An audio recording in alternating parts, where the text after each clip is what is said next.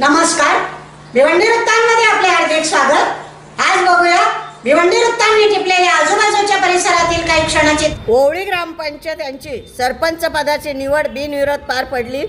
सौ कुंता विष्णू पाटील सरपंचपदी विराजमान झाल्या। या प्रसंगी सर्व ग्रामपंचायत सदस्य उपस्थित होते।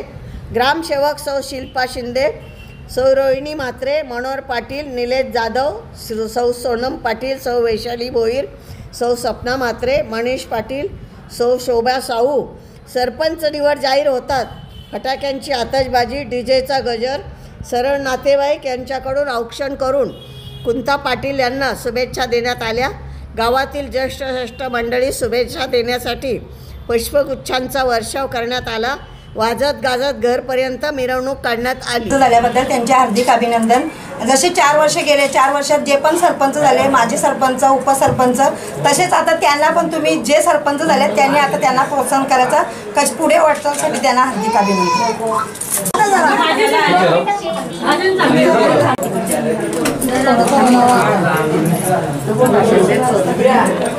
कॅमेऱ्यामध्ये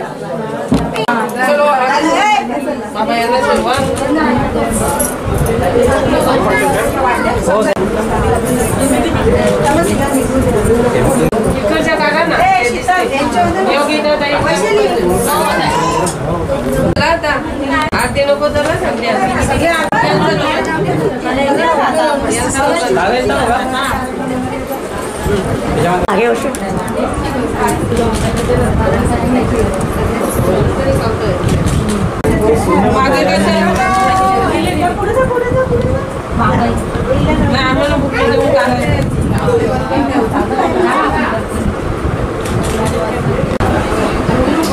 प्रभारी सरपंच, सर्व सन्माननीय सदस्य, युवा नेते हर्षद म्हात्रे, प्रतीक जोशी, महेंदर आणि सर्व माझ्या ओवली गावातील सर्व आजीबाजी सरपंच आणि खास मोठ्या संख्येने उपस्थित सर्व नवोदित तरुण उपस्थित आहेत। सर्व महिला आघाडीच्या आमच्या ताई आहेत, तिचे सर्व प्रतिनिधी आहेत।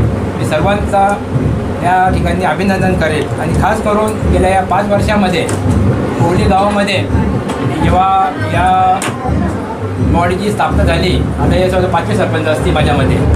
प्रत्येक सरपंचाला मी साक्षीदार आहे। माझ्या घरामध्ये ग्रामपंचायत येते आणि अतिशय चांगलं काम या 5 वर्षामध्ये ग्रामपंचायत करत आहे। विकास कामाची आणि या विकास कामांना सर्व ग्रामस्थ, सर्व महिला आघाडी, सर्व नवतरुण मोठ्या उत्साहाने त्यांना पाठिंबा देत आहेत, हे विशेष आहे। म्हणजे चांगली कामं या 5 वर्षात झाली। कुठलाही मी शुभेच्छा देईन त्यांना मिळालेल्या कालावधीमध्ये, ज्यांच्या संधीमध्ये ते चांगलं काम करतील त्यांना सर्व ग्रामपंचायत कमिटी सहकार्य करेल, यात काही शंका नाही। आमच्या परीने जर आमचा कार्यकाळ संपला असला तरी ओवली गावावर माझं तेवढं प्रेम आहे की प्रत्येक कार्यक्रमामध्ये ते उपस्थित असतो। आमची जिल्हा परिषद असेल, पंचायत समिती असेल, जे खासदार साहेब असतील, यांच्याकडे जो काही निधी लागेल, जो काही कामं येतील त्यासाठी मी 100% प्रयत्न करीन। आणि या ओवली गाईंना पुन्हा एकदा शुभेच्छा देतो आणि इथेच थांबतो। धन्यवाद।